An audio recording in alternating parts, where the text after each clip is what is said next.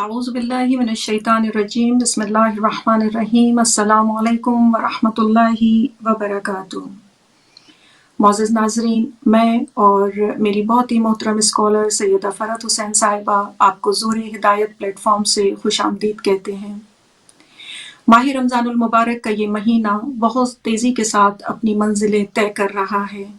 और हम आज 18वें रोज़े में दाखिल हो चुके हैं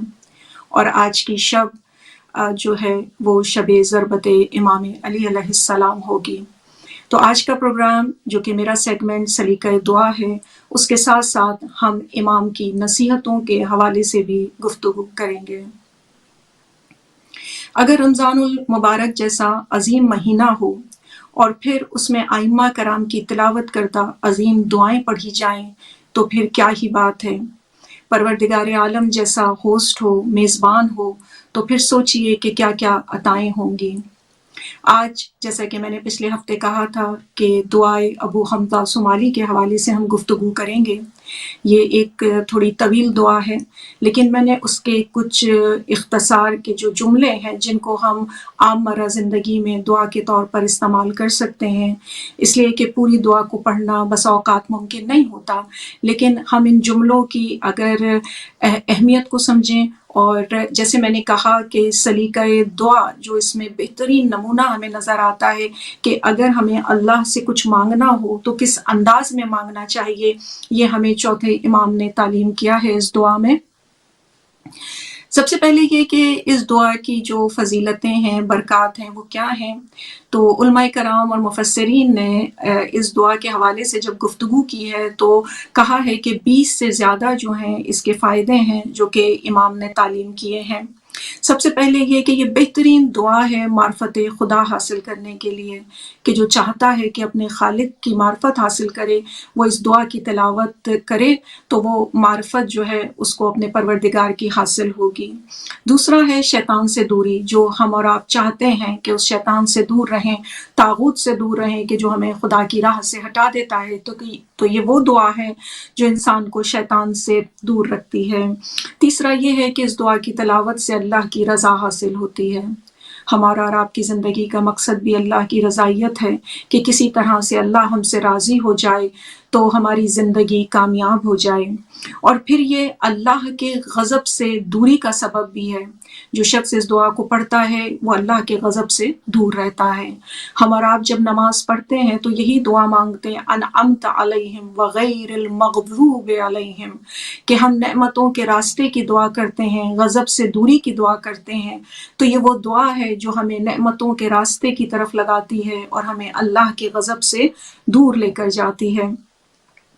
और एक और फ़ायदा जो आज की अगर हम दौर के हवाले से बात करें तो वो बहुत ही ज़्यादा अहमियत का हामिल है कि इस दुआ को पढ़ने से सुकून मिलता है,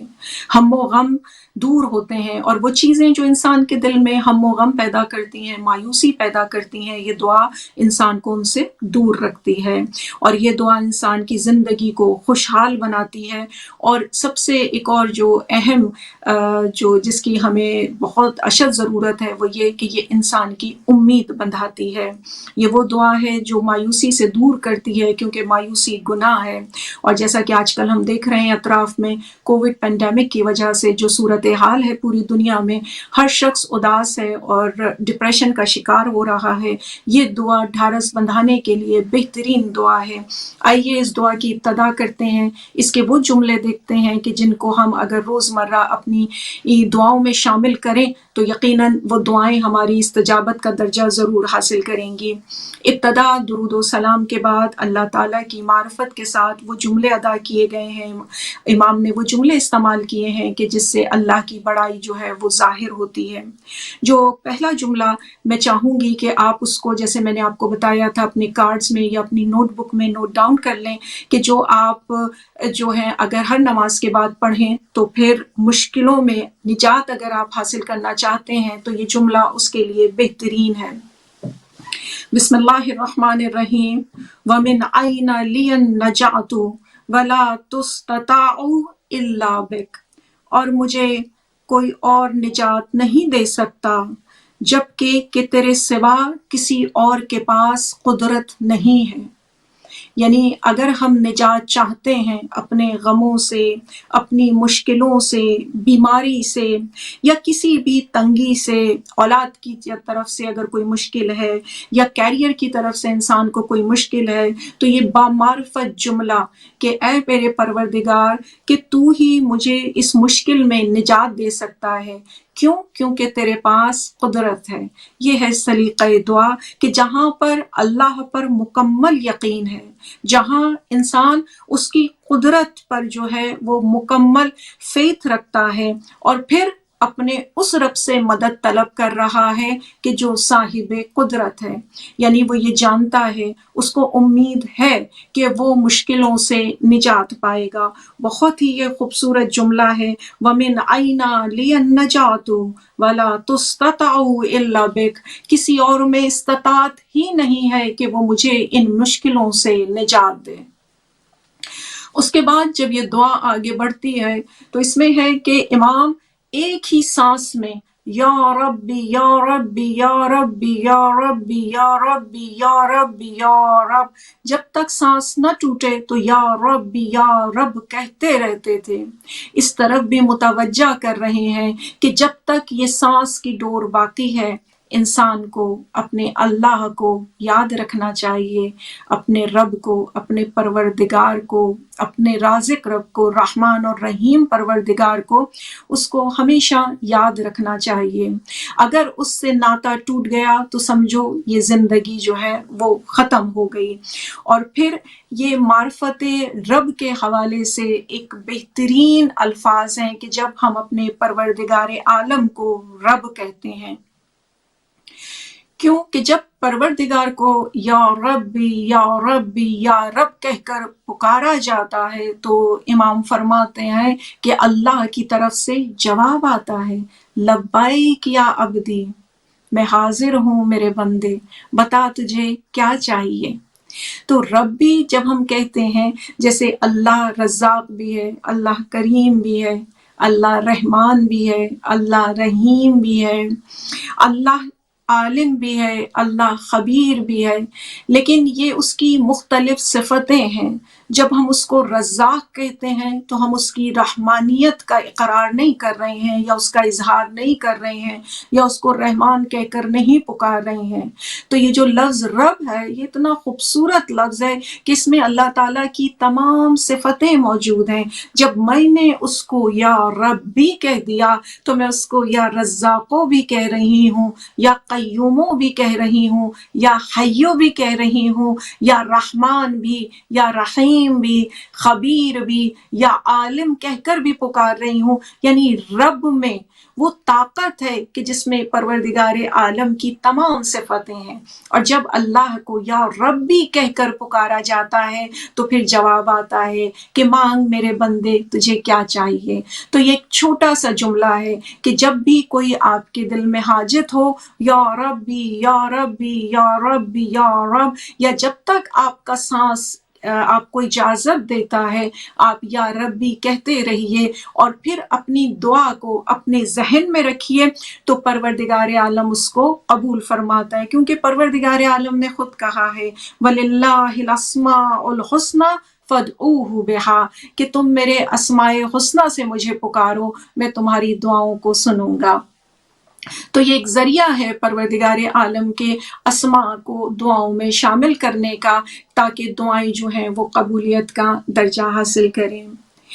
ایک اور خوبصورت جملہ کہ اگر کوئی بھی آپ کے پاس سوال ہے، کیونکہ ہم تو ہیں ہی سائل اللہ کے در کے، اور ہمارے پاس تو ہمیشہ ہی دعائیں ہوتی ہیں، ہمیشہ ہی حاجات ہوتی ہیں، کئی سوال ہوتے ہیں جو اللہ سے ہم کرتے رہتے ہیں۔ تو کوئی بھی سوال ہے تو یہ جملہ دیکھیے، اور اس میں آپ دیکھیے کہ قرینہ دعا کس طرح پر امام نے ہمیں تعلیم کیا ہے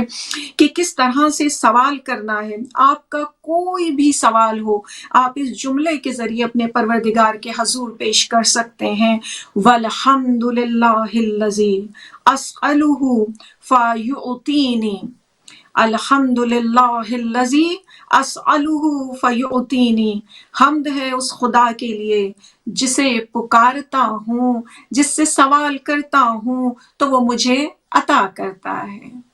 یعنی یہاں پر بھی قرینہ ہے کہ پہلے اللہ کی حمد کرنی ہے، یہ سلیقہ جیسے ہم پہلے بات کر چکے ہیں کہ پہلے اللہ کی حمد کرو، اس کا شکر ادا کرو، اور پھر کہا کہ جب میں اس سے سوال کرتا ہوں تو وہ مجھے عطا کرتا ہے۔ یعنی اس میں پکارنے والا بھی ہے اور یہ امید بھی ہے کہ جب ہم اس کو پکارتے ہیں تو وہ ہمیں سنتا بھی ہے اور ہمیں جواب بھی دیتا ہے، اور جواب کس صورت میں آتا ہے؟ عطا کی صورت میں آتا ہے کہ جو کچھ بھی ہم نے اس سے مانگا ہوتا ہے وہ ہمیں مل جاتا ہے۔ یعنی خوبصورتی ہے یہ ہمارے رحمان اور رحیم رب کی کہ اس نے ہمیں اجازت دی ہے کہ ہم اسے پکار سکتے ہیں، اس نے ہمیں اجازت دی ہے اور ہم سے کہا ہے کہ مجھے پکارو، میں تمہاری دعاؤں کا سننے والا ہوں۔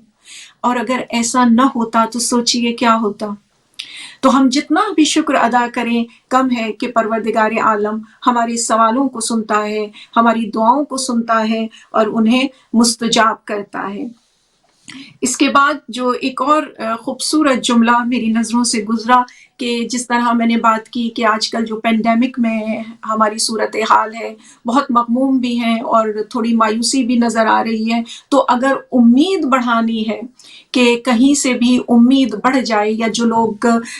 ڈپریشن کا شکار ہیں یا کوئی اور ان کے مسئلے ہیں جن کی وجہ سے وہ اداسی کا شکار ہیں، ان کے لیے دیکھیں یہ کتنا خوبصورت جملہ ہے، وَمَنَاحِلَ الرَّجَاءِ إِلَيْكَ مُتْرَعًا، اور امیدوں کے چشمے تیرے یہاں بھرے پڑے ہیں، یعنی تو منبع ہے امیدوں کا۔ وَالِاسْتِعَانَةَ مِنْ فَضْلِكَ، اور ہر امیدوار کے لیے تیرے پاس فضل ہے۔ یعنی اگر اس جملے کو پڑھا جائے تو دیکھیے کہ کس انداز سے جو ہے امام نے ہمیں سکھایا کہ اللہ سے دعا مانگی جائے امید کی۔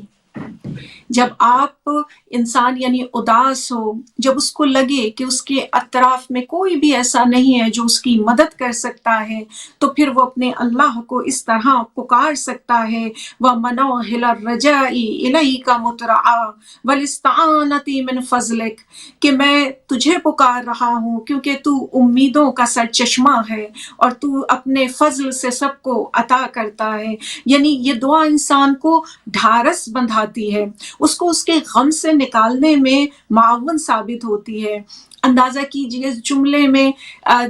کتنی محبت ہے اپنے خدا کے لیے اور کتنی امید ہے اپنے خدا کے ساتھ کہ ایک جو ہے یعنی ڈھارس بندھی ہوئی ہے کہ وہ ہے جو میری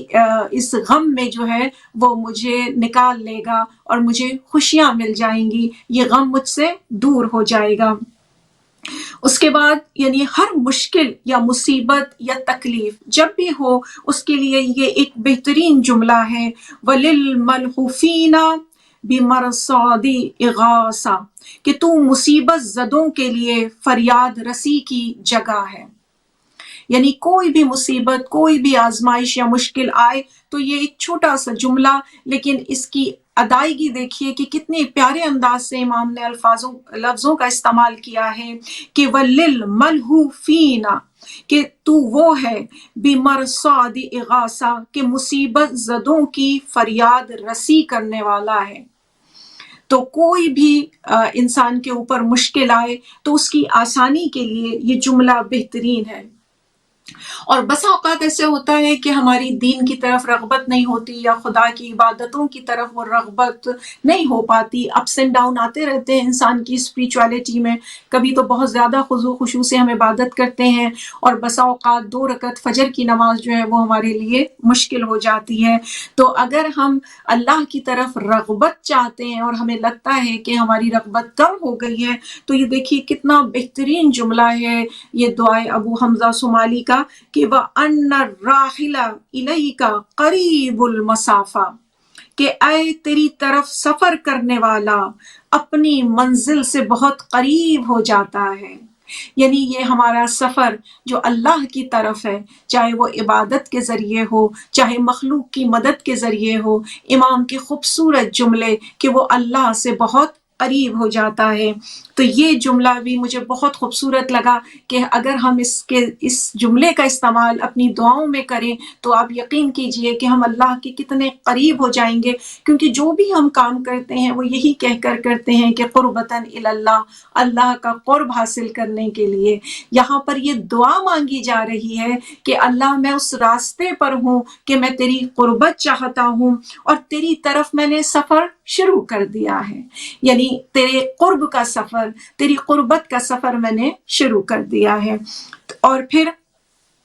اگر ہم اللہ کا فضل طلب کرنا چاہتے ہیں تو اس کے لیے ایک اور جملہ جو ہے وہ مجھے بہت ہی بہترین لگا، بہت ہی مختصر جملہ ہے، لیکن دیکھیے کہ سلیقہ دعا سوائے امام کے ہمیں کوئی اور نہیں سکھا سکتا تھا۔ وَأَسْأَلُ اللَّهَ مِن فَضْلِ إِنَّ اللَّهَ كَانَ بِكُمْ رَحِيمًا، کہ اللہ سے اس کا فضل مانگتا ہوں، بے شک اللہ تو بڑا مہربان اور رحیم ہے۔ یعنی سوال کیا گیا ہے فضل کا۔ دیکھیں فضل کے اندر ہر چیز ہے کہ اگر ہم کسی چیز میں برکت چاہتے ہیں، ہم کسی چیز میں تنگی کا شکار ہیں تو ہم چاہتے ہیں کہ وہ کشائش ہو جائے اس میں، تو پھر اس کے لیے ہمیں اللہ کا فضل چاہیے۔ اور یہ بہترین جملہ وَاسَلُ اللَّهَ مِن فَضْلِ ان اللہ کان بکم رحیما، کہ اگر میں فضل مانگوں گی تو بے شک تو بڑا مہربان ہے، مجھے فضل مل جائے گا۔ اور یہاں پر بھی اللہ کو رحیم کہہ کر پکارا گیا ہے، اور وہ امید ہے، وہ توکل ہے، وہ یقین ہے اپنے پروردگار کے اوپر کہ وہ ضرور جو ہے فضل عطا کرنے والا ہے۔ اور پھر امام کا ایک اور جملہ آگے اس کے ساتھ کنٹینیوٹی میں بہت خوبصورت ہے، وَلَيْسَ مِن صِفَاتِكَ يَا سَيَّدِي أَن تَأْمُرَ بِالسُّؤَالِ وَتَمْنَعَ الْعَطِيَّةَ، کہ اے میرے سردار یہ بات تیری شان سے بعید ہے کہ تو مانگنے کا حکم دے اور پھر عطا نہ کرے۔ تو یہاں پر امام نے جس امید اور جس محبت کے ساتھ اللہ کو یاد دہانی کرائی ہے کہ یا اللہ تو نے خود وعدہ کیا ہے کہ ادعونی استجب لکم، تم پکارو میں تمہاری دعاؤں کو سنوں گا، تو یہ ہو نہیں سکتا کہ تو ہماری دعاؤں کو نہ سنے۔ اور پھر اگر رحم کی اپیل کرنی ہو اپنے پروردگار سے تو کیا خوبصورت انداز ہے، فَإِنْ عَفَوْتَ فَخَيْرُ رَاحِمٍ، پس اگر تو مجھے معاف کر دے، کیوں؟ کیونکہ تو بہترین معاف کرنے والا ہے، پس تو مجھے معاف کر دے۔ فَإِنْ عَفَوْتَ فَخَيْرُ رَاحِمٍ، کہ بس تو اب مجھے معاف کر دے کیونکہ تو بہترین رحم کرنے والا ہے۔ اور پھر کوئی بھی دعا ہو جو آپ سوچ رہے ہیں، کسی نے آپ سے دعا کے لیے کہا ہے، چاہے وہ بیماروں کی شفا کے حوالے سے ہے، امتحان میں کامیابی کے حوالے سے ہے بچوں کی، یا پھر جاب کے حوالے سے انٹرویو ہے، کوئی بزنس ریلیٹڈ آپ کی کوئی میٹنگز ہیں، اس سے ریلیٹڈ اگر آپ دیکھیے تو یہاں پر کتنے خوبصورت جملے ہیں جو انسان اگر پڑھ کر اپنا آغاز کرے اس مرحلے کا یا اس دن کا کہ جس دن یہ اس میں چیزوں کے ساتھ نبرآزما ہونا ہے، تو انشاءاللہ کامیابی اس کے قدم چومے گی۔ امام کے الفاظ ہیں فَحِقِّقْ رَجَاعِي وَاسْمَعْ دُعَائِي یا خَيْرَ مَنْ دَعَاهُ دَاعِي، پس میری امید برلا، میری دعا کو سن لے، اے پکارے جانے والوں میں سب سے بہتر۔ کتنے خوبصورت الفاظ ہیں، یعنی یہ امید کہ اللہ میری دعا کو سنے گا، اور وہی ہے کہ جسے ہمیں پکارنا چاہیے۔ اور پھر اگر کوئی خطا ہو جائے، کوئی غلطی ہو جائے اور ہم نادم ہو جائیں تو اس کا انداز امام نے کیا سکھایا ہے کہ اس کی بڑائی کو یاد کرو، اور اس کی یاد کرو کہ اس کی رحمت جو ہے اس کے غضب پر حاوی ہے۔ کچھ جملوں کے استعمال سے جو ہے تم اپنی خطاؤں کی معافی مانگ سکتے ہو۔ امام فرماتے ہیں وَأَحْكَمُ الْحَاكِمِينَ وَأَكْرَمَ الْأَكْرَمِينَ سَتَّارُ الْعُیوب غفار الذنوب علام الغیوب، کہ سب سے بڑا حاکم ہے تو، سب سے زیادہ کرم کرنے والا ہے، ऐबों का ढांपने वाला है, गुनाहों का माफ करने वाला है, छुपी हुई बातों का जानने वाला है। तस्तुरु ज़म्बी बिकरमिक, तू अपने करम से गुनाह को मेरे ढांप दे। व तुअख्खिरुल उक़ूबता बिहिल्मिक, हिल्मिक, अपनी नर्म हुई और हिल्म से मेरी सजा में ताखीर कर दे। फलकल हम्द वला हिल्मिक बअद इल्मिक, बस हमद है तेरे लिए जानते हुए भी तू नरमी से काम लेता है। तो ये वो जुमले हैं जो इंसान की खताओं को माफ करने के लिए काफी हैं। फिर आगे इमाम कहते हैं, या हलीमो या करीम, या हय्यो या कय्यूम, या गाफिर ज़म्बे, या काबिल तौब, या अजीम अल मन्ने, या कदीम अल एहसान। देखिए अंदाज क्या है इमाम का कि अपने खुदा से उसके अस्माल हुस्ना का भी इस्तेमाल किया है कि ऐ नर्म खू, या हलीमो या करीम, ऐ नर्म खू, ऐ मेहरबान खुदा। और फिर या हय्यो या कय्यूम, ए हमेशा जिंदा रहने वाले, ए निगहबान खुदा। या गाफिर ज़म्बे, ए गुनाह माफ करने वाले। काबिल तौब, तौबा को कबूल करने वाले। अजीम अल मन्ने, ए अजीम अता करने वाले। या कदीम अल एहसान, ए कदीम एहसान करने वाले।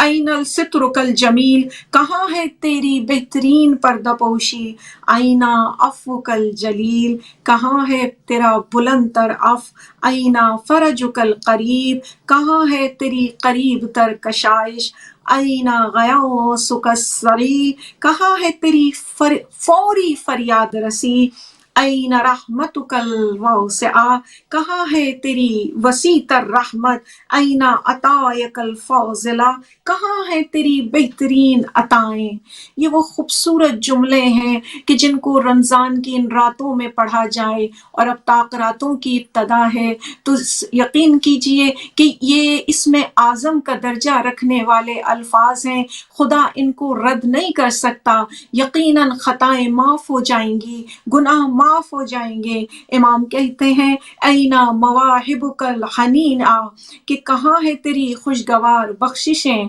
ऐना सनाई का सनिया, कहाँ है तेरे शानदार इनामात। ऐना फज़लुकल अज़ीम, कहाँ है तेरा बाअज़मत फज़ल। ऐना मन्नुकल जसीम, कहाँ है तेरी अजीम बख्शिश। ऐना एहसानुकल कदीम, कहाँ है तेरा वो कदीम एहसान। और फिर फरमाया कि अगर इंसान मुश्किल से निकलने का कोई रास्ता नजर ना आ रहा हो, तो फिर क्या जुमले हैं कि बिही व बिहम्दिन व औल मुहम्मदिन फस्तनक़िज़नी, कि अपनी मेहरबानी से मोहम्मद व आले मोहम्मद के सदक़े मुझे अजाब से निकाल दे। व बिरहमती का फ़ख़ल्लिसनी, अपनी रहमत से मुझे रिहाई अता कर दे। यानी कितने खूबसूरत जुमले हैं कि जब इंसान किसी गुनाह के बाद अजाब का शिकार हो जाता है तो उसको रिहाई चाहिए। और फिर वसीला इख्तियार किया है मोहम्मद वाले मोहम्मद का कि किस तरह से जो है निजात मिलेगी। ये सलीका है, जैसे मैंने कहा कि उन प्यारे प्यारे अल्लाह के नामों के ज़रिए अल्लाह को पुकारने का। आगे इमाम ने और मुख्तलिफ अल्लाह के नामों को पुकारा है। या मोहसिनो, ए नेकोकार। या मुजमिलो, ए खुश सिफात। या मुनइमो, या मुफजिलो, ए नेमत देने वाले, ए फजल देने वाले। यानी अगर हम अपनी दुआओं में अल्लाह के इन बेहतरीन नामों को याद रखें तो अल्लाह के खजाने में कमी नहीं है, अल्लाह की अता में कमी नहीं है, हमारे मांगने में कोताही है। और अगर हम अपनी दुआओं को उस सलीके से मांगे, उस करीने से मांगे, उस तरीके से मांगे कि जिस तरह आइम्मा कराम ने तिलावत किया है, तो यकीनन हमारी ये दुआएं जरूर कबूल होंगी।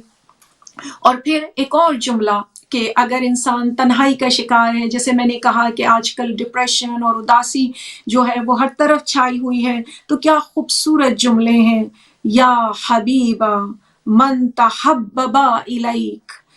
ऐ उसके दोस्त जो तुझसे दोस्ती करे। वया कुर्रत आईनी मल्ला ज़बिका वनक़ता इलैक, और ए उसका नूरे चश्म जो तेरी पनाह ले और सबसे कटकर तेरा ही हो जाए। یعنی جب انسان سوچتا ہے کہ اس کے دوست احباب رشتہ دار اس کا ساتھ نہیں دے رہے اور وہ اللہ سے لو لگاتا ہے تو یہ وہ اللہ ہے کہ جو اس کو اپنا لیتا ہے، اور وہ انسان ساری دنیا سے کٹ کر صرف اپنے اللہ کا ہو جاتا ہے۔ یا حبیبا من تحبب الیک، اے اس کے دوست جو تجھ سے دوستی کرتا ہے۔ بہت ہی یہ خوبصورت جملے ہیں کہ اگر ہم اللہ سے اپنی محبت اپنے قرب کا اظہار کرنا چاہیں تو ان جملات سے کر سکتے ہیں۔ رحم کے لیے، بخشش کے لیے بہت ہی خوبصورت جملہ، وَتَرْحَمُ مَن تَشَاءُ بِمَا تَشَاءُ كَيْفَ تَشَاءُ، کہ اے تو جس پر چاہے، جس چیز سے چاہے، جیسے چاہے رحم کرتا ہے۔ یعنی اللہ کی قدرت کو کتنے وسیع انداز سے امام نے بیان فرمایا ہے۔ یہ الفاظ کا استعمال کہیں اور نہیں مل سکتا سوائے امام کے جو کلام ہے اس سے ہمیں یہ الفاظ ملتے ہیں۔ وَتَرْحَمُ مَن تَشَاءُ بِمَا تَشَاءُ كَيْفَ تَشَاءُ، اور تو جس پر چاہے، جس چیز سے چاہے، جیسے چاہے رحم کر سکتا ہے، کیونکہ تیری قدرت میں سب کچھ ہے۔ یہاں پر دیکھیے کہ اپنے اللہ کو بڑا ماننا، یعنی اس دعا میں کتنے خوبصورت انداز سے ہمیں امام نے سکھایا ہے۔ بسا اوقات ہم چاہتے ہیں کہ اپنے اللہ کی حمد و ثنا کریں، لیکن ہمارے پاس الفاظ نہیں ہوتے، وہ جملے نہیں ہوتے کہ اپنے خالق سے کس انداز میں بات کی جائے۔ تو آج میں وہی جملے آپ کے ساتھ امام کی دعا سے شیئر کر رہی ہوں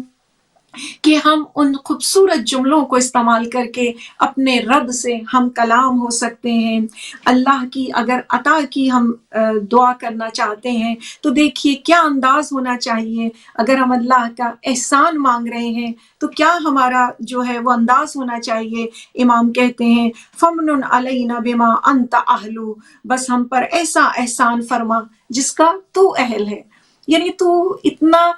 قدرت والا ہے، تو اتنا غنی ہے، یعنی تیرے خزانے میں تو کمی نہیں ہے نا، تو اپنی حیثیت سے ہم پر احسان کر، ہمیں مت دے کیونکہ ہم تو گناہگار پست لوگ ہیں۔ ہماری حیثیت کے حساب سے ہمیں دے گا تو ہمیں تو کچھ نہیں ملے گا۔ تو یعنی اللہ اپنے اعتبار سے، اپنی حیثیت کے اعتبار سے، اپنے اہل ہونے کے اعتبار سے تو ہمیں عطا کر۔ وجد علینا فإنا محتاجون الی نیلک، اور ہم پر سخاوت فرما کیونکہ ہم تیرے انعام کے محتاج ہیں۔ یا غفار بنورک اہتدینا، اے بخشنے والے تیرے ہی نور سے ہمیں ہدایت ملی ہے۔ وبفضلک استغنینا، اور تیرے ہی فضل سے ہم مالا مال ہوئے ہیں۔ یہ وہ خوبصورت جملے ہیں جو ہمیں انداز بتاتے ہیں کہ ہمیں کس طرح اپنے اللہ کے حضور دعا مانگنی چاہیے تاکہ وہ دعائیں مستجاب ہوں۔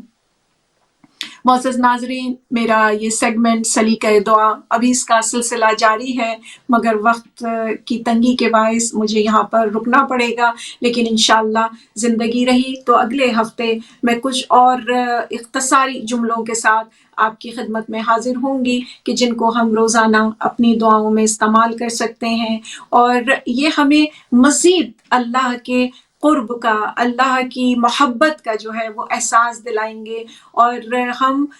اس بہترین انداز سے دعا مانگیں گے کہ جس طرح ائمہ کرام نے ہمیں تعلیم فرمائی ہے۔ آئیے ناظرین، ہم اپنے نیکسٹ سیگمنٹ کی طرف بڑھتے ہیں۔ پچھلے 2 پروگرامز میں ہمارے بہت ہی معزز ناظرین میں سے 2 فیملیز نے اپنی ویڈیو شیئر کی تھی کہ انہوں نے رمضان کی کس طرح سے جو ہے وہ استقبال کیا ہے، تیاریاں کی ہیں اپنے گھر میں، اپنے بچوں کو انہوں نے کس طرح انوالو کیا تاکہ ان کا دل بھی عبادت کی طرف مائل ہو، اور رمضان کی سعادتوں کو، اس مہینے کی برکتوں کو سب مل کر اپنے گھر میں سمیٹیں، کیونکہ باہر نکلنے پر بھی پابندی ہے لیکن گھر میں وہ سما ہے۔ لوگوں نے اتنے خوبصورت انداز سے اپنے گھروں کو سجایا ہے کہ وہ مساجد کا جو ہے وہ سما پیش کر رہی ہیں، اور مجھے یقین ہے کہ اس खूबसूरत बेहतरीन कॉर्नर में बैठकर जब वो दुआ मांगते होंगे तो वो इस्तजाबत का दर्जा ज़रूर पाती होंगी। हमारे पास कुछ नाजरीन हैं जिन्होंने मुझसे अपनी पिक्चर्स शेयर की थी। मैं चाहूँगी कि मैं आपके साथ शेयर करूँ कि उन्होंने अपने बच्चों के साथ मिलकर अपने घर को कितने खूबसूरत अंदाज से सजाया है ताकि वो रमज़ान मुबारक की जो इबादतें हैं वो उस जगह पर करें और अपने परवरदिगार से जो है वो दुआ करें, इस्तग़फ़ार करें, हम्दो सना करें। 3 पिक्चर्स हैं जो मुझे एक बहुत ही जी ये हमारी एक फ्रेंड हैं ऐमन, उनके 2 बेटे और इन तीनों ने मिलकर जो है अपने इस एक बेडरूम को बहुत ही खूबसूरत अंदाज में रमज़ान के हवाले से सजाया है। आप देखिए इसमें लाइटों का इस्तेमाल देखिए, दुआएं हैं, इमाम के इसके लिए सलाम लिखे हुए हैं और बहुत ही खूबसूरत चाँद सितारों का इस्तेमाल किया गया है जो कि हम रमज़ान और ईद के साथ जो है वो रिलेट करते हैं। तो आप यानी इस का जो कमरे का जो इस वक्त एनवायरनमेंट है वही आपको मोटिवेट कर रहा है दुआ के लिए तो और इबादत के लिए और नेक कामों के लिए। यानी ये बहुत ही खूबसूरत जो है कि इससे यकीनन अल्लाह का क़ुर्ब हासिल होगा। एक और मेरे साथ पिक्चर है जहाँ पर मेरी दोस्त के पोते ने बहुत ही खूबसूरत अपने घर के कॉर्नर में मस्जिद बनाई है। ये देखिए छोटा सा सजादा रखा हुआ है, जाय नमाज रखी हुई है और ये एक उन्होंने मस्जिद जो है वो कार्डबोर्ड से, जैसे हमने पिछली दफ़ा भी देखा था वीडियो में, तो उन्होंने ये एक मस्जिद जो है घर के कोने में अपने बनाई है और वो एक छोटा सा बच्चा है 3-4 साल का जो इसको इस्तेमाल कर रहा है। तो ये मुझे बहुत खूबसूरत लगा, मैंने चाहा मैं आपके साथ शेयर करूं। अगर आप अपने बच्चों के साथ ये एक्टिविटी करना चाहते हैं कि अपने किसी कमरे को या उनके कमरे के कोने को जो है वो एक ब्लेसिंग कॉर्नर के तौर पर जो है वो इस्तेमाल करें तो बच्चों का नमाज की तरफ भी खुशू बेहतरीन होगा और उनके लिए ये बहुत मावन साबित होगा। रमज़ान का महीना एक्सरसाइज का महीना है कि जो भी ट्रेनिंग बच्चों को दी जाएगी इंशाल्लाह वो अपनी ज़िंदगी में जो है उसको आगे रखेंगे। एक और हमारे साथ पिक्चर है, इसमें देखिए कि बहुत ही खूबसूरत अंदाज से उन्होंने वो डेट और टाइम जो हम पहले भी वीडियो में देख चुके हैं, अफ्तार का, सहरी का, उन्होंने एतकाफ टेंट भी बनाया है, उन्होंने तिलावत का जगह भी बनाई है, नमाज की जगह भी है और वही बहुत ही खूबसूरत फूल, कैंडल्स और जो लाइट का इस्तेमाल है वो बहुत ही उम्दा और आला है और ये चीज़ आपको मोटिवेट करती है कि आप अल्लाह की बारगाह में किस तैयारी के साथ आए हैं। देखिए जब हम अपने किसी बॉस के सामने जाते हैं, कोई मीटिंग हो तो हमारी तैयारी का क्या आलम होता है। अब आप सोचिए कि कायनात के शहंशाह की हजूर जब हम जाते हैं, हमारी अपनी तैयारी, अपने घर की तैयारी, उस जगह को कितना खूबसूरत हमें बनाना चाहिए ताकि जो है वो मुलाकात एक यादगार मुलाकात हो। नाज़रीन अब हम अपने तीसरे सेगमेंट की तरफ बढ़ते हैं जहाँ पर हमारे साथ मौजूद हैं बहुत ही मोहतरम स्कॉलर सैयदा फरहत हुसैन साहिबा। मैं उनको खुशामदीद कहती हूँ। अस्सलामु अलैकुम व रहमतुल्लाहि व बरकातुहू। अलैकुम अस्सलाम व रहमतुल्लाहि व बरकातुहू। कैसी हैं? अल्हम्दुलिल्लाह अल्हम्दुलिल्लाह। आपके मिजाज कैसे हैं?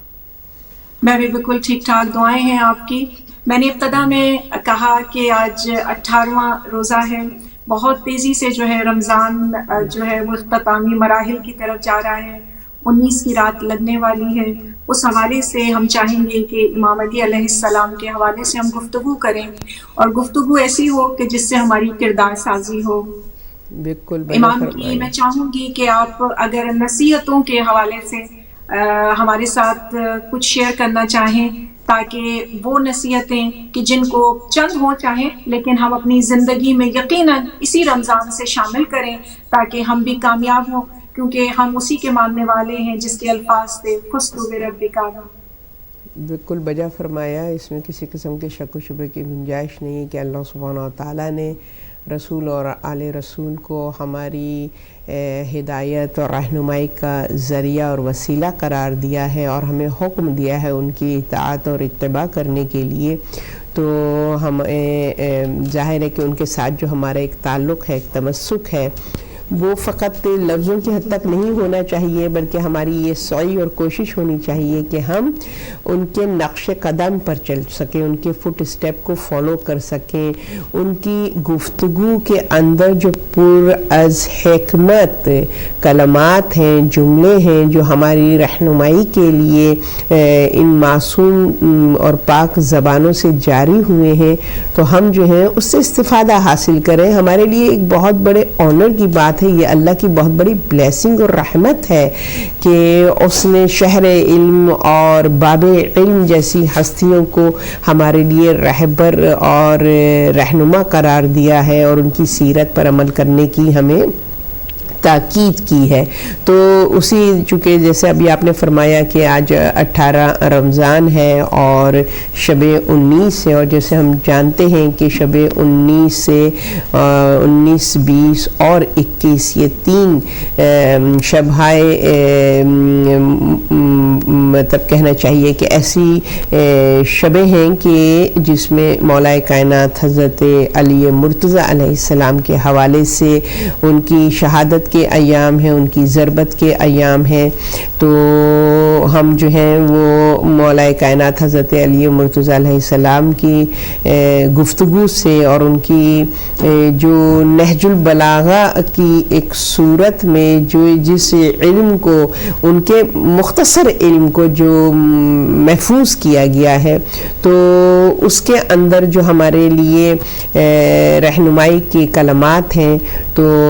ان کی طرف اگر ہم توجہ دیں تو پھر بے شک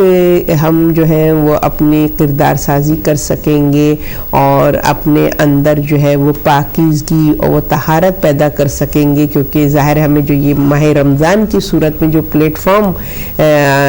میسر ہوا ہے، تو اس سے ہم فائدہ اٹھاتے ہوئے انشاءاللہ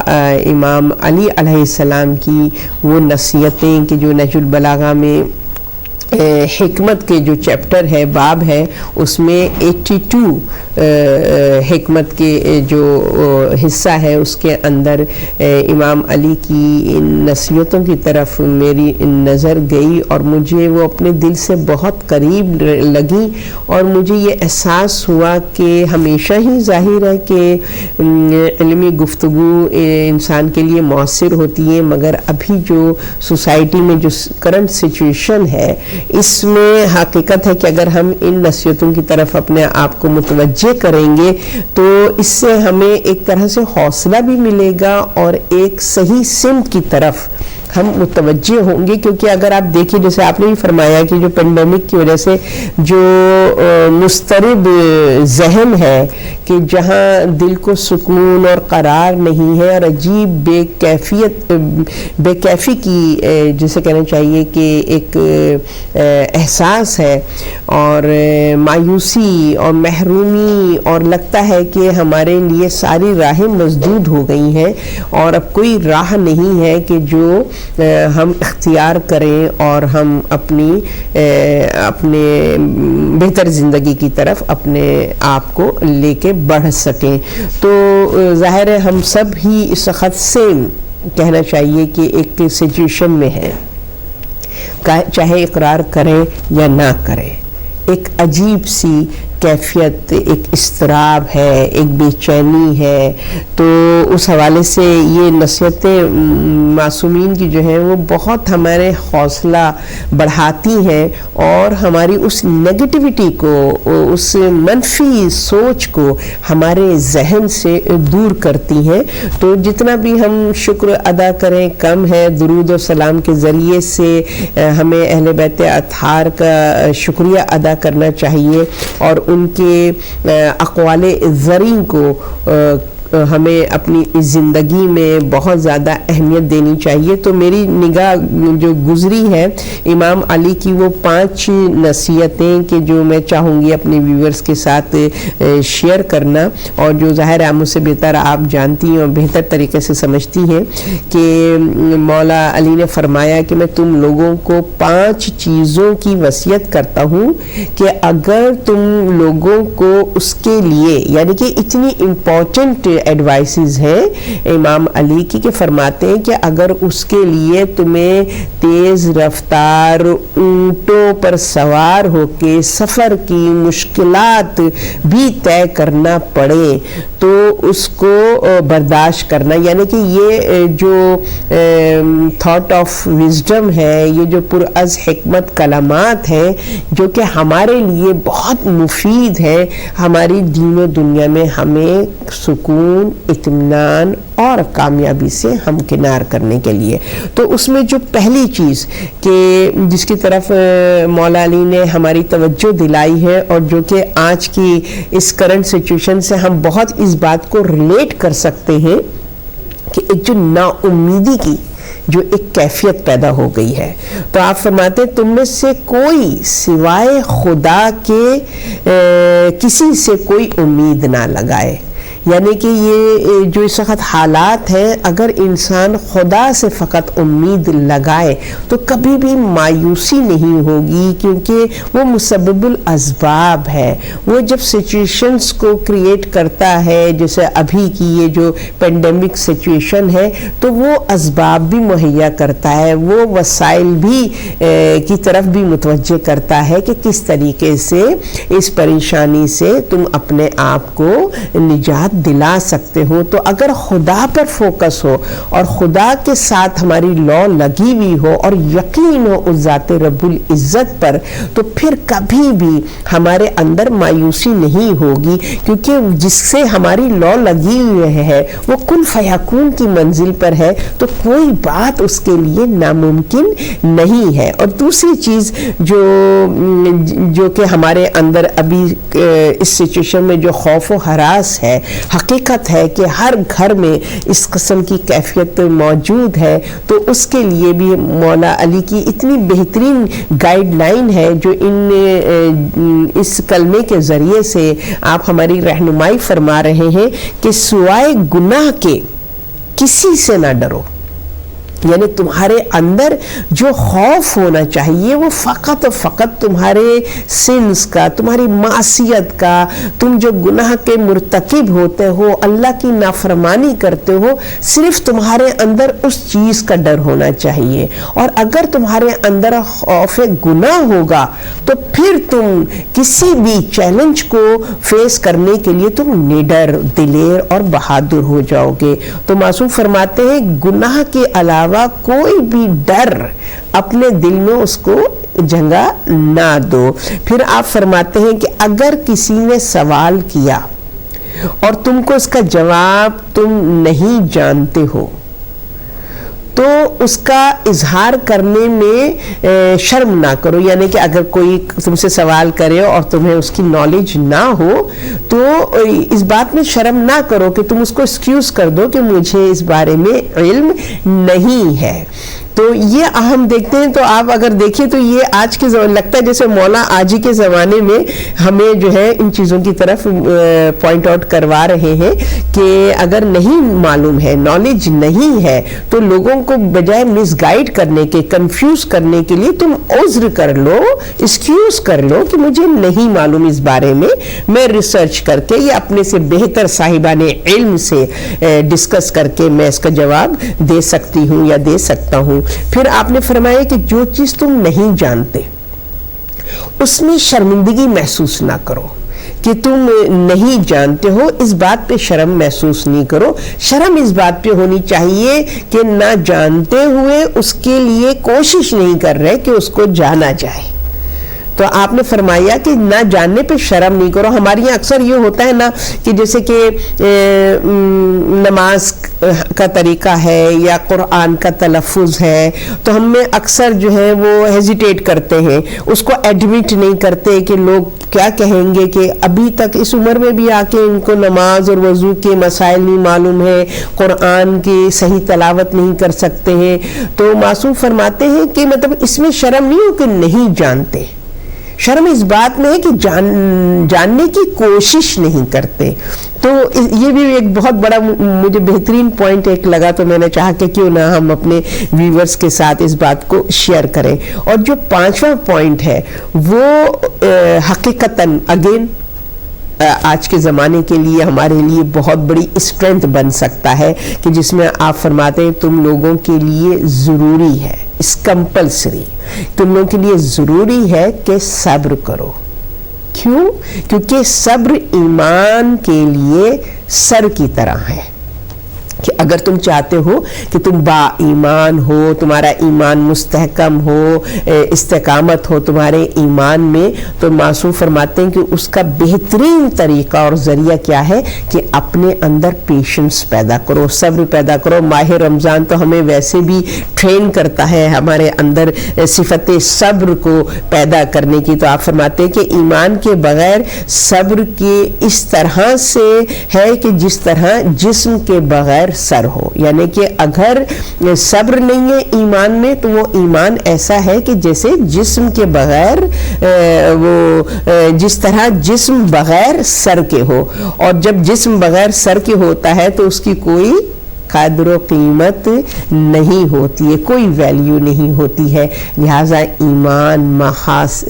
صبر جو ہے وہ محاصل ایمان ہے. خدا ہمیں توفیق دے کہ ہم اپنے اندر ان صفات کو پیدا کریں، ان پوائنٹس کی طرف ہم متوجہ ہوں، تو انشاءاللہ اس ڈیفیکلٹ پیریڈ میں ہم جو ہیں وہ بہت ہی اعتماد اور یقین کے ساتھ اور اپنے اعصاب کو مضبوط کرتے ہوئے انشاءاللہ ہم اس پینڈیمک سچویشن سے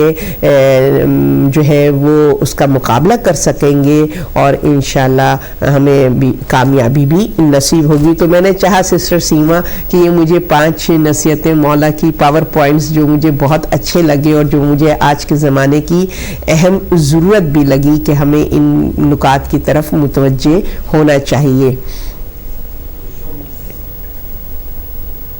ہیں جیسے امید ہے، صبر ہے، یہ الفاظ ہم استعمال کرتے ہیں، لیکن اب جب عملی جامہ پہنانے کا وقت آیا ہے تو پھر ہم جیسے کہتے ہیں نا ایکسپوز ہو رہے ہیں کہ کہاں کا ہم صبر دکھا رہے ہیں، کیا ہماری اللہ کی طرف امید ہے، یا نافرمانی کا خوف ہمارے اندر کتنا ہے، گناہوں سے بچنے کی کتنی ہم کوشش کر رہے ہیں. بہت ہی خوبصورت جی. انشاءاللہ اس رمضان یہ وہ آخری رمضان ہوگا یقیناً کہ ہم ان تمام چیزوں کی طرف اب ہم فوکس ہوں گے، اور اگلے سال سے جو ہے یہ 5 جو آپ نے باتیں بتائی ہیں، جو صفتیں ایک مومن میں، ایک انسان میں ہونی چاہیے، وہ ہمارے اندر انشاءاللہ ہوں گی، اور ہم عملاً اس کا اظہار بھی کریں گے. ہم ضربت امام کے حوالے سے بھی بات کر رہے تھے کہ آج کی شب جو ہے ضربت کی شب ہے، تو امام نے اپنے بیٹے کو وصیت بھی کی تھی. جب ہم رمضان کے حوالے سے بات کرتے ہیں تو ہم یہی کہتے ہیں کہ یا ایھا الذین آمنوا کتب علیکم الصیام کما کتب علی الذین من قبلکم لعلکم تتقون. امام نے جو وصیت میں پہلا جملہ کہا وہ بھی تقوی کے حوالے سے کہا تھا. آپ فرماتے ہیں اوصیکما بتقوی اللہ، میں تمہیں وصیت کرتا ہوں اللہ کے تقوی کی. تو اگر آپ اس پر مزید روشنی ڈالیں کہ امام نے اس کو اتنی اہمیت دی کہ پہلا جملہ امام نے اپنے بچوں سے یہ وصیت فرمایا. بالکل، بے شک اس میں کسی قسم کے شک و شبہ کی گنجائش نہیں ہے کہ تقوی وہ پاور پوائنٹ ہے کہ جو ہمیں موٹیویٹ کرتا ہے، ہماری اسٹرینتھ بنتا ہے، ہمارے اندر وہ قوت ارادی پیدا کرتا ہے کہ ہم اپنی زندگی میں اچیومنٹ کے حوالے سے ہم جو ہے وہ آگے بڑھ سکتے ہیں. کیونکہ تقوی ہی وہ ول پاور ہے کہ جو انسان کو تمام چیلنجز کو فیس کرنے میں معاون و مددگار ہوتے ہیں، ہو سکتا ہے اور ہوتا ہے. جیسے کہ گناہوں سے بچنے کے لیے ظاہر اگر تقوی نہیں ہے تو ہمارے لیے ہم بہت کمزور ہیں، اور ہم جو ہے اپنے اندر وہ طاقت نہیں پیدا کر سکتے کہ ہم اپنے آپ کو ریزسٹ کر سکیں گناہوں سے، جبکہ ہمارے نفس کے اندر جو ہے فجور موجود ہے. تو اللہ سبحانہ و تعالیٰ نے تقوی بھی نفس کی صفت بنایا تاکہ ہم اس فجور کا مقابلہ کر سکیں. فَأَلْحَمَهَا فَجُورَهَا وَتَقْوَاهَا. تو تقوی ہے ہی اسی لیے تاکہ فجور سے لڑنے کی ہمارے اندر صلاحیت پیدا ہو. تو امام علی نے جو وصیت فرمائی ہے تو اس میں ظاہر ہے کہ ہمیں اس اسٹرینتھ کی طرف متوجہ کیا، اس پاور کی طرف متوجہ کیا کہ اگر تمہارے اندر صفت تقوی پیدا ہو جائے تو تم تمام ایولنس کا، تم تمام شیطانی فورسز کا بہترین طریقے سے استقامت کے ساتھ تم مقابلہ کر سکتے ہو. کو گناہوں سے بچانا اور وہ کام کرنا جس کا اللہ نے حکم دیا ہے. بے شک. آپ اس کو کیسے لیتی ہیں تقویٰ کو؟ بالکل، میں نے یہی جیسے میں پہلے عرض کر رہی تھی کہ ظاہر ہے کہ تقویٰ ایک ہمارے پاس ایک ایسی ول پاور ہے جو ہمارے اندر ایک تو شعور پیدا کرتی ہے. تقویٰ ہے کیا کہ آپ کے اندر یہ اویئرنیس پیدا ہوتی ہے کہ کیا صحیح ہے اور کیا غلط ہے. تقویٰ آپ کے اندر یہ صفت پیدا کرتا ہے، رائٹ اور رانگ کی کو ڈیفرینشیٹ کرتا ہے. تو جب یہ انسان کے اندر یہ صفت پیدا ہو جائے، یہ کوالٹی آ جائے، تو نیچرلی وہ جو چیزیں اس کو نقصان دیں گی اس دنیا میں بھی اور آخرت میں بھی، وہ انسان اپنے آپ کو ان تمام خطرات سے اپنے آپ کو پروٹیکٹ کرے گا، اور جو چیزیں اس کے لیے، جو اعمال اس کے لیے مفید ہوں گے اس دنیا میں اور آخرت کے لیے، وہ ان کی طرف پیش قدمی کرے گا. تو تقویٰ اصل میں ہمارے اندر وہ شعور اور آگہی پیدا کرتا ہے، ہمارے اندر وہ ریزسٹنٹ ول پاور پیدا کرتا ہے کہ ہم جو ہے فیصلہ اور ارادہ کرنے کی ہمارے اندر قوت ارادی پیدا ہو جاتی ہے، ہمارے اعصاب مضبوط ہو جاتے ہیں، ہمارے اندر فارمنس پیدا ہو جاتی ہے فیصلہ کرنے کے حوالے سے. اس میں پروردگار عالم نے کہا ہے کہ متقی بنانے کے لیے آیا تھا. تو ہم دیکھتے ہیں کہ ہم ہر برائی سے بچنے کی کوشش کر رہے ہیں اور ہر نیکی کی طرف قدم بڑھا رہے ہیں، چاہے وہ خالق کے حوالے سے ہو یا مخلوق کے حوالے سے. تو یقیناً یہ ایک بہترین امام کی وصیت، اور اللہ ہمیں توفیق دے کہ ہم اس پر عمل کریں. اس کے بعد امام نے دنیا کے حوالے سے بھی بات کی ہے، اور جو کہ وہ بہت ہی خوبصورت جملہ ہے کہ امام کہتے ہیں کہ اس دنیا کی طرف مائل نہ ہونا، خواہ وہ تمہاری طرف مائل ہو. اس کو اگر آپ تھوڑا سا ایکسپلین کر دیں کہ ہم دنیا. جی بالکل، آپ نے بجا فرمایا کہ امام مولا کائنات حضرت علی مرتضیٰ کی وصیتوں میں سے جو ایک اور حقیقت ہے کہ اگر ہم دیکھیں تو انسان کو، جیسے کہ مولا نے بار بار اپنے خطبات میں، رسول خدا نے، معصومین نے ہمیشہ دنیا کی اصل حقیقت کو ہمارے سامنے واضح کیا ہے، مگر پھر بھی ہم اس کے دھوکے میں آ جاتے ہیں اور اس دنیا کی زندگی کو فار ایور سمجھتے ہیں، اور اس کی رنگینیوں میں ہم اپنی مقصد تخلیق کو بھول جاتے ہیں. تو اس کے حوالے سے معصوم نے بہت ہی بہترین نصیحت کی طرف ہمیں نصیحت فرمائی ہے کہ وَإِن تَبْغِيَ الدُّنْيَا وَإِن بَغْتُكُمَا، کہ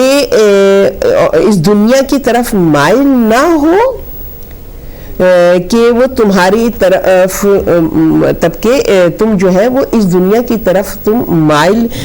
نہ ہو، خواہ وہ تمہاری طرف مائل ہو، کیونکہ دنیا تو آپ کو دھوکہ دیتی ہے. معصوم فرماتے ہیں دنیا کیا ہے؟ فریب ہے، فریب کی جگہ ہے کہ وہ آپ کو سراب کی طرح آپ کو دھوکہ دیتی ہے کہ آپ کو چمکتی ہوئی چیز نظر آ رہی ہے، آپ کہتے ہیں کہ پیاس کی شدت ہے، وہ جو خواہشات کی جو تشنگی ہوتی ہے نا، ڈیزائرز کے فلفل کرنے کی جو تشنگی ہوتی ہے، تو انسان اس کے حوالے سے اس تشنگی کو، دنیا کی طرف جب نگاہ کرتا ہے تو وہ سراب کی طرح جو ہے وہ اس کو دھوکہ دیتی ہے کہ انسان کہتا ہے اچھا وہاں پانی ہے، لہٰذا وہ صحرا میں جب جاتا ہے تو وہ پانی کے لیے آگے بڑھتا چلا جاتا ہے، اور جب قریب آتا ہے تو وہ پانی بھی ریت میں تبدیل ہو جاتا ہے. تو اسی طریقے سے دنیا بھی جو بظاہر ہمیں بہت اٹریکٹیو لگتی ہے، مگر جتنا ہم اس کے اندر انوالو ہوتے جاتے ہیں اتنا زیادہ ہم جو ہے وہ پریشان حال ہوتے چلے جاتے ہیں. تو معصوم فرما رہے ہیں کہ یہ دنیا کی طرف تم مائل نہ ہو، چاہے دنیا تم کو کتنا بھی اپنی طرف کھینچے، مگر تمہارے اندر یہ شعور اور آگہی ہونی چاہیے کہ یہ سب کچھ ٹیمپریری ہے، یہ صرف دھوکہ ہے. ہمیں اس دنیا میں فقط اتنا ہی فائدہ اپنے آپ کو پہنچانا ہے جو ہمارے آخرت کے سفر میں کام آئے. صرف دنیا کے لیے نہیں جینا ہے بلکہ آخرت کے لیے دنیا میں جینا ہے. کیا کہ یہ دنیا آپ کو اتنا اپنی طرف اٹریکٹ کرتی ہے. جب یہ لاک ڈاؤن نہیں تھا تو وہ دوسرے انداز ہوتے تھے کہ شاپنگ ہو رہی ہے, یہ ہو رہا ہے, وہ ہو رہا ہے, بس آپ اپنا پورا دن جو ہے وہ ضائع کر سکتے ہیں آسانی کے ساتھ کسی بھی چیز میں.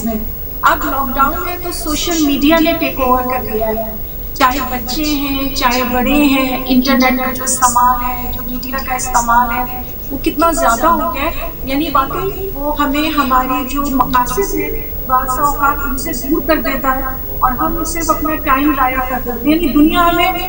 ہر طریقے سے اپنی طرف کھینچ رہی ہوتی ہے, ہمیں خود کو خود ہی نکالنا ہوتا ہے اور اپنے اللہ کے لیے یا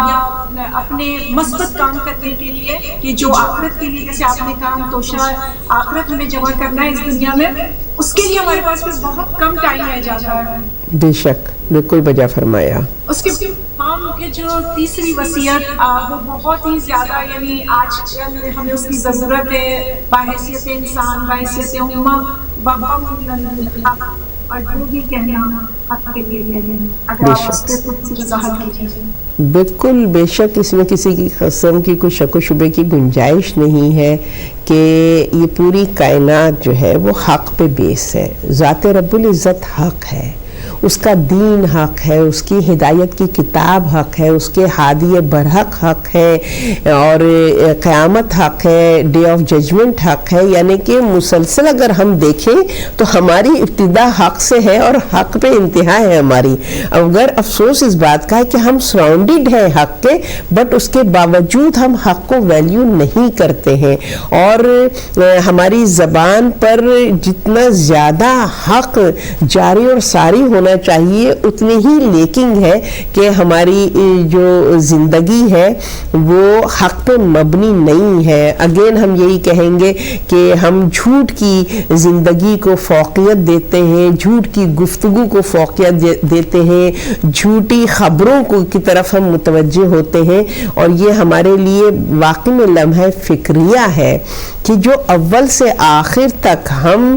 سراؤنڈڈ ہیں حق کے, مگر ہم اس حق کو ویلیو نہیں کر رہے ہیں, اس حق پہ اپنی زندگی بسر نہیں کر رہے ہیں. جبکہ ہمارا دین جو ہے وہ تعارف ہی کروا رہا ہے حقوق اللہ اور حقوق العباد, کہ اللہ بھی حق ہے اور اللہ کی مخلوق کے ساتھ جو ہمارا رویہ ہونا چاہیے وہ بھی حق پہ مبنی ہے. مگر بڑے افسوس کی بات ہے کہ مسلمان معاشرے میں سب سے زیادہ لیکنگ ہے کہ حق کو اپنائیں اور اپنی زندگی میں, اپنی گفتار میں, اپنے کردار میں, اپنے اعمال میں, اپنے رویے میں سر فہرست جو چیز ہونی چاہیے وہ حق ہونی چاہیے. چھوٹے سے فائدے کی خاطر جو ہے وہ اپنی اس مطلب بہت ہی امپورٹنٹ چیز کو جو ہے, جو کہ جیسے آپ کہہ رہی ہیں کہ سچ کا ساتھ دینا چاہیے, لیکن ہم بہت دفعہ ایسے ہوتا ہے کہ چھوٹے سے فائدے کے لیے جو ہے وہ غلط راستہ اختیار کر لیتے ہیں, اور اس میں ہمیں ثابت قدمی سے ڈٹے رہنا ہے. امام نے وصیت میں کہا ہے مشکل تو ہوگا یقیناً, لیکن یہی کامیابی کا راستہ ہے. اس کے بعد جس طرح ہم رمضان میں دیکھتے ہیں. بہن ایک پوائنٹ مجھے یہاں پر سوری معذرت کے ساتھ آپ قطع کلامی کر رہی ہوں آپ کی, اور یہ جو پوائنٹ میں اپنی زندگی کا جب جائزہ لیتی ہوں تو مجھے یہ نظر آتا ہے کہ چونکہ دنیا جو ہے وہ جھوٹ پہ مبنی ہے, ٹھیک ہے نا, فریب ہے, دھوکہ ہے, تو ہم جو حق گوئی اور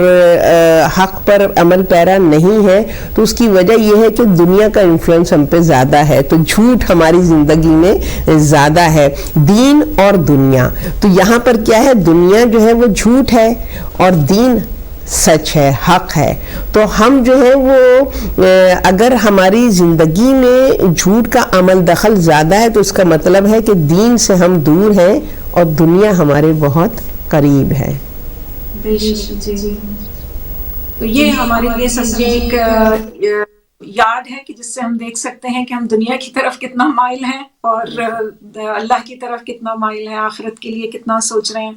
میں بات کر رہی تھی رمضان کے حوالے سے کہ رمضان میں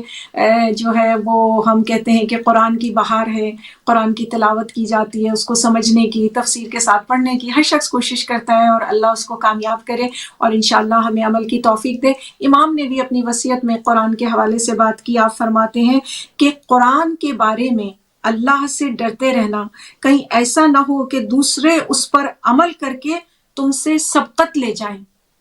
تو اس کی طرف اگر آپ تھوڑا سا روشنی ڈالیں کہ سبقت دوسرے کیسے لے جائیں، یہ کس طرف نشاندہی ہے، امام ہم سے کس طرح کا تعلق چاہتے ہیں قرآن کے ساتھ؟ بالکل، اصل میں ہمارے یہاں جو یہ کلام رب ہے قرآن کی صورت میں، جو کتاب ہدایت ہے، ہدی للمتقین، صاحبان تقوی جو ہیں اس سے ہدایت حاصل کریں گے، ہدی للناس، حالانکہ یہ پوری انسانیت کے لیے ہدایت کی کتاب ہے اللہ کی طرف سے، مگر یہ ہے کہ اس ہدایت کی کتاب سے صرف متقین ہی ہدایت حاصل کر سکیں گے۔ تو یہاں پر کیا ہے کہ قرآن کے ذریعے سے انسان جو ہے وہ اللہ سے ڈرتا رہے، یعنی کہ کلام الہی میں جو ایک گائیڈ لائن ہم کو دی گئی ہے طریقہ زندگی کو کس طریقے سے گزارنا چاہیے، اگر ہم اس گائیڈ لائن کو فالو کریں تو اس میں آپ دیکھیں جو پہلا ہی ہمیں جو درس ملتا ہے اللہ سبحانہ وتعالیٰ کا سورہ الحمد کی صورت میں، کہ جس میں اللہ سبحانہ وتعالیٰ اپنا انٹروڈکشن رحمان الرحیم کی صورت میں کروا رہا ہے، الحمدللہ رب العالمین، کہ وہ رب کے جو پرووائڈر ہے، جس نے فیسیلیٹ کیا ہے پوری کائنات کو، ہے وہ رب ہمارا اتنا کریم رب کہ جو کہ اس نظام ہستی کو صفت رحمان اور رحیم کے ذریعے سے چلا رہا ہے۔ یہ کتنا بڑا اللہ سبحانہ وتعالیٰ کا ہمارے اوپر کرم ہے، مگر اگین اس کے فوراً بعد اللہ فرما رہا ہے، کہاں اتنی رحمت کی آیت ہے، اتنی اپنے کرم کا ذکر ہے، اور ایک دم فرماتا ہے کہ مالک یوم الدین، کہ میں ڈے آف ججمنٹ کا مالک ہوں۔ تو کلام الہی بھی ہمیں اس کی طرف متوجہ کر رہا ہے کہ اللہ کے اس صفت کریمی کو، رحمانیت کو، صفت رحیم کو تم اس کو ویلیو کرو، نا قدرے نہ ہو، فبئی آلاء ربکما تکذبان، تم اس کی کس کس نعمت کو جھٹلاؤ گے، یعنی کہ ویلیو کرو اس کی رحمانیت کو، اور اگر تم ویلیو نہیں کرو گے تو یہ یاد رکھنا مالک یوم الدین، وہ ڈے آف ججمنٹ کا مالک ہے، تمہارے ایچ اینڈ ایوری ایکشن کا تمہیں جواب دہ ہونا ہے، لہٰذا تم اپنی زندگی کو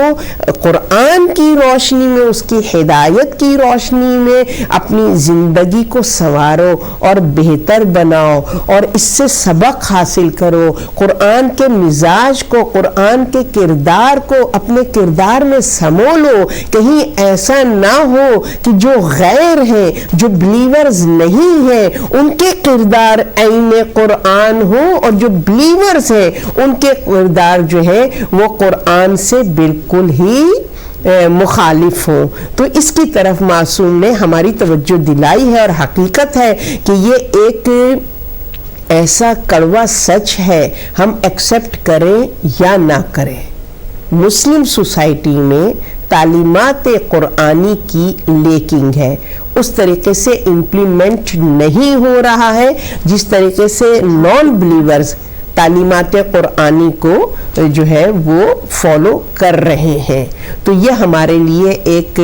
لمحہ فکریہ ہے اور ایک کوشچن مارک ہے کہ ہمیں ہوش میں آ جانا چاہیے اس سے پہلے کہ تمام راستے بند ہو جائیں اور ہمیں اصلاح کا اور اپنے آپ کو بہتر کرنے کا موقع نہ مل سکے۔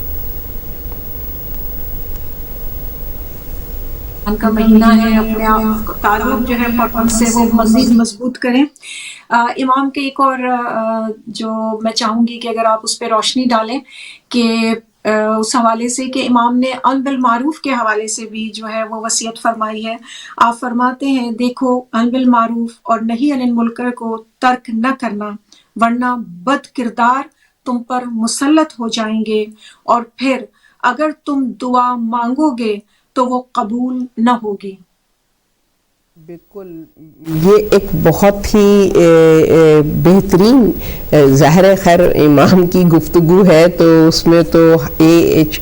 ہر جملہ پورا حکمت ہے، اتنی ڈیپتھ ہے، اتنے مفہوم ہے اس کے اندر کہ ہم غرق ہو جائیں ان کلمات میں، اور یہ ممکن نہیں ہے کہ تھوڑی سی بھی اگر ہمارے اندر شعور اور آگہی ہے تو ہم ان کلمات سے اپنے آپ کو مستفید نہ کر سکیں یا رہنمائی حاصل نہ کر سکیں۔ تو آپ یہاں دیکھیے، تو ہم اگر اپنی اس سوسائٹی کو دیکھیں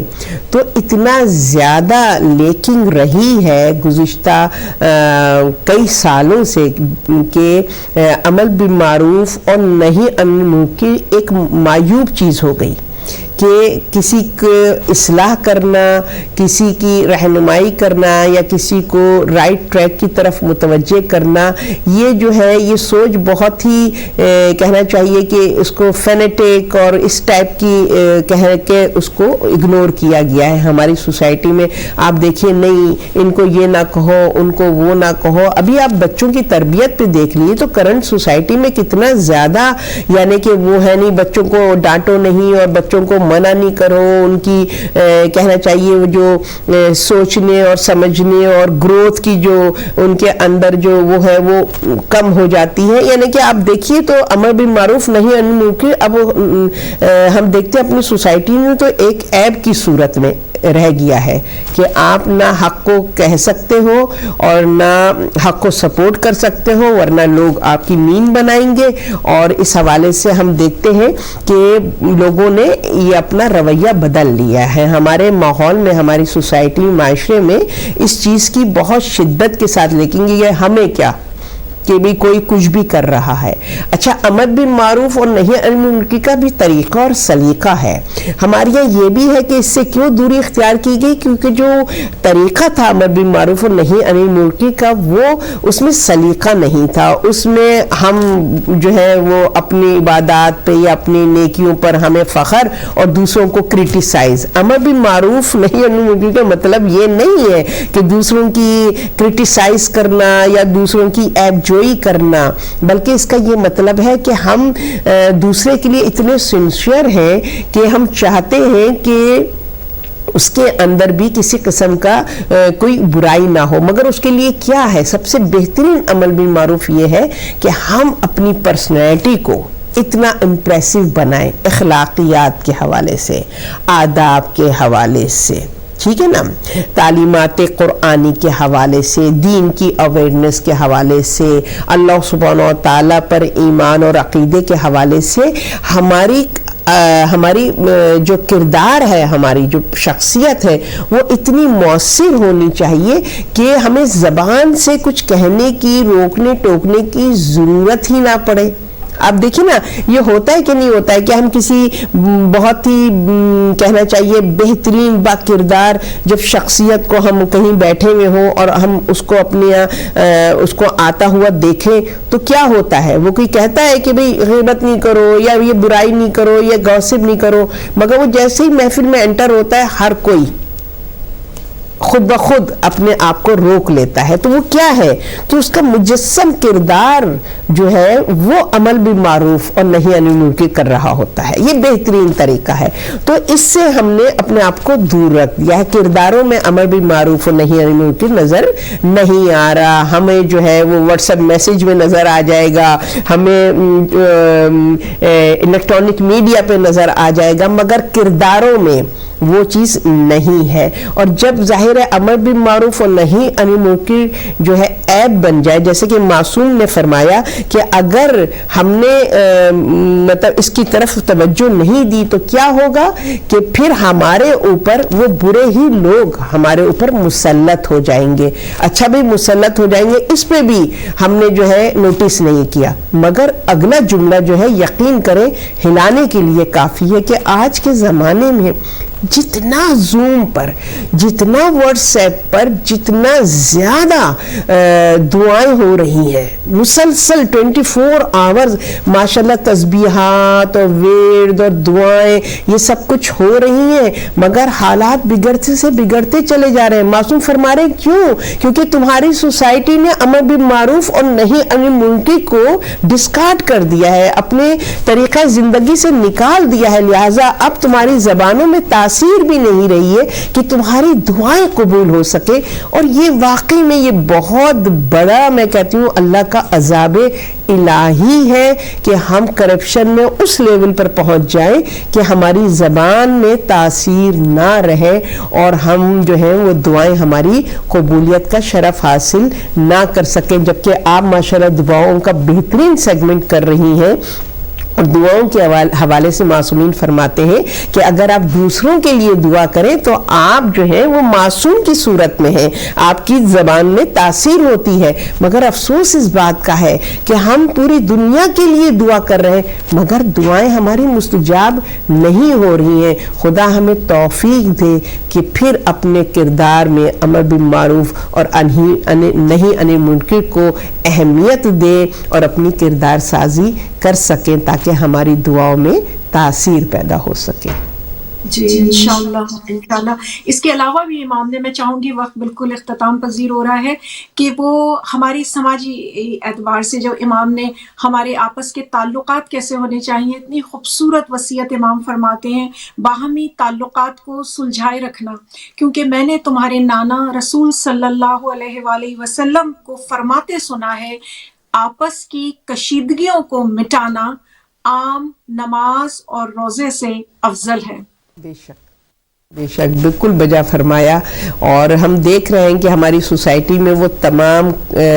جو یہ کرپشن ہے جس کی طرف امام نے پوائنٹ آؤٹ کیا ہے، یہ بہت زیادہ ہمارے اندر جو ہے وہ پیدا ہوگی۔ ہم بہت ہی سیلفش سوسائٹی ہو گئے ہیں،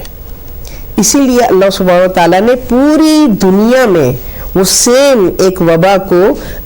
جو ہے وہ گھیرا رکھا ہے اس دنیا نے، کہ جس سے ہمارے اندر وہ جو سیلفشنس تھی، اس وہ جذبہ ہمارے اندر سے، وہ برائی ہمارے اندر سے ختم ہو اور ہمیں احساس ہو کہ ہمیں دوسروں کا درد ہونا چاہیے، کیونکہ اگر دوسرے بیمار ہیں اور پریشان ہیں تو وہ پریشانیاں ہمارے گھر تک بھی پہنچیں گی، وہ بیماریاں ہمارے گھر تک بھی پہنچیں گی۔ لہٰذا حقیقت ہے اگر ہم دیکھیں تو ابھی جو کرنٹ سچویشن ہے وہ ہر لمحے ہمیں جو ہے وہ جھنجھوڑ رہی ہے اور ہماری تمام ایوب کی طرف ہمیں متوجہ کر رہی ہے کہ ابھی بھی وقت ہے، ابھی بھی وقت ہے، تم سدھر جاؤ، اپنے اندر سے یہ کشیدگی، یہ آپس میں فتنہ فساد، یہ اپنی سیلفشنس، خود غرضی کو اپنے اندر سے نکال باہر کرو، اس بے حسی سے اپنے آپ کو جو ہے دور کر لو اور اللہ کی رسی کو مضبوطی سے تھام لو، کہ اگر تم نے اس کو تھام لیا ہے تو پھر تم ہر آزمائش میں سرخرو ہو سکو گے۔ امام کے جو ایک اور جملہ مجھے بہت بہترین لگا اور ہم چاہتے ہیں کہ اس پر گفتگو کریں، لیکن مجھے لگتا ہے شاید دامن وقت میں اب اتنی گنجائش نہیں ہے۔ امام کہتے ہیں کہ میں وصیت کرتا ہوں کہ اللہ سے ڈرتے رہنا اور اپنے امور کو منظم رکھنا، یعنی ڈسپلن، سیلف ڈسپلن، جو کہ ہمیں رمضان سکھا رہا ہے۔ ٹائمنگز کھانے کی کیا ہونی چاہیے، سونے کی کیا ہونی چاہیے، عبادت کی کیا ہونی چاہیے، اور کس طرح کا کھانا ہونا چاہیے، عبادت کس انداز کی ہونی چاہیے، یعنی وہ ڈسپلن جو رمضان کا مہینہ ہمارے لیے کر رہا ہے۔ امام نے بھی اپنی وصیت میں کہا کہ اپنے امور کو منظم کر لو، اور منظم سے میں یہ بھی سمجھتی ہوں کہ زندگی جو ہے وہ ایک ہمارے پاس لمیٹڈ ٹائم ہے، یعنی ایسا نہ ہو کہ وہ وقت آ جائے کہ اللہ کی طرف پلٹنا ہو اور ہم وہ کام نہ کر پائے ہوں جو کہ ہمارے لیے بہت زیادہ ضروری تھے۔ کچھ چیزوں کا ہم نے ذکر بھی کیا، تقویٰ کے حوالے سے، امر بالمعروف نہی عن المنکر کے حوالے سے ہم نے بات کی، لوگوں کے ساتھ اپنے تعلقات کے حوالے سے بات کی۔ تو ایسا نہ ہو کہ ہم ڈس آرگنائزڈ ہوں اور امپورٹنٹ کام جو ہیں وہ ہمارے رہ جائیں، اور جب ہم اللہ کے حضور پیش ہوں تو ہم نادم ہوں۔ اگر آپ آخری جملے اس حوالے سے کہیں اور پھر انشاءاللہ ہم اختتام کرتے ہیں. جی بالکل، بہت ہی اچھا آپ نے یہ پوائنٹ مولا کی وصیتوں میں سے جو یہ نکالا ہے کہ ہم اب اگر دیکھیں منظم ہونے کا، تو ہم دیکھتے ہیں آج کل جو ہمارا ٹائم ٹیبل ہے، یعنی آج کل یہ رمضان کی بات نہیں کر رہی ہوں، ویسے جو ان جنرل ہمارا ٹائم ٹیبل ہے، اللہ نے رات آرام کے لیے بنائی ہے، دن کام کے لیے بنایا ہے. ہم وائس ورسا ہو گئے، بالکل ہی اپوزٹ چل رہے ہیں. ہم دن کو جو ہے وہ رات بنا رہے ہیں، دیر سے اٹھنا جو کہ ہے کہ طلوع آفتاب کے وقت آپ جاگ رہے ہو، رزق بٹ رہا ہوتا ہے، اللہ کی بلیسنگ جو ہے وہ سایہ کیے ہوئی ہوتی ہے، اس وقت ہم اپنی قسمت کو سلا دیتے ہیں. لیٹ نائٹ جاگنا اور لیٹ مارننگ ہماری جو ہے وہ دیکھیں ہم نے پورا اپنا نظام زندگی کو ہم نے بالکل اللہ کی ضد بنا دیا. اللہ معاف کرے کہ اللہ کے سسٹم کے برخلاف ہم زندگی گزار رہے ہیں، تو کہاں سے ہمارے پاس صحت ہوگی، کہاں سے ہمارے ذہن مضبوط ہوں گے، کہاں سے ہماری رزق میں برکت ہوگی، اور کہاں ہم جو ہیں وہ اپنے مقصد حیات کو فلفل کرنے کا ہمیں موقع ملے گا. آپ دیکھیے کہ لیٹ اٹھنے سے دن کتنی جلدی ضائع ہو جاتا ہے، اور ہمیں بالکل بھی ٹائم نہیں ملتا ہے کہ ہمارے جو کام ہے ایوری ڈے کے وہ ہم کمپلیٹ کر سکیں. مگر جب ارلی رائز کا ایک زمانہ تھا تو ہاف ڈے ہی میں تمام ضروریات زندگی کے کام وہ جو ہے وہ ہو جاتے تھے، اور انسان شام کو صحیح سے انجوائے کرتا تھا. مگر اب یہ جو ہمارے اندر جو یہ ایک بے ترتیبی پیدا ہو گئی ہے،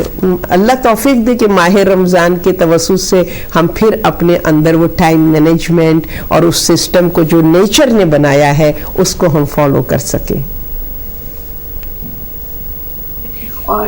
ناظرین، میں چاہوں گی کہ آپ لوگ بھی یہ تفصیل سے امام کا جو وصیت نامہ ہے وہ پڑھیں، اور اس میں دیکھیے کہ کن چیزوں سے ہمیں ضرورت ہے کہ ہم اپنے اندر سدھار پیدا کریں. اور اس لیے کہ ہر شخص الگ ہے، ہر شخص کا سفر الگ ہے. جیسے کہتے ہیں نا صراط مستقیم، ہر شخص کی صراط الگ ہے. کسی شخص کو اپنے اندر جیسے جھوٹ کو دور کرنا ہے، کسی کو غیبت کو دور کرنا ہے، کسی کو اپنے اندر یہ منظم کرنا ہے، یعنی ڈسپلن پیدا کرنا ہے، ٹائمنگ کے اعتبار سے ٹائم ڈسپلن پیدا کرنا ہے، کسی کو اپنے تقوی کو جو ہے وہ بلند کرنا ہے. تو آپ دیکھیے کہ کس چیز میں کمی بیشی ہے. انشاءاللہ یہ رمضان کا مہینہ ہے، اللہ کی رحمتیں برکتیں ہمارے ساتھ ہیں. یقیناً اللہ تعالیٰ مدد کرے گا اور ہم کامیاب ہوں گے. اب ہمیں اجازت دیجیے، ہمارے پروگرام کا وقت ختم ہو گیا. انشاءاللہ اگلے ہفتے پھر حاضر ہوں گے اپنے پروگرام کے ساتھ. وآخر دعوانا ان الحمدللہ رب العالمین.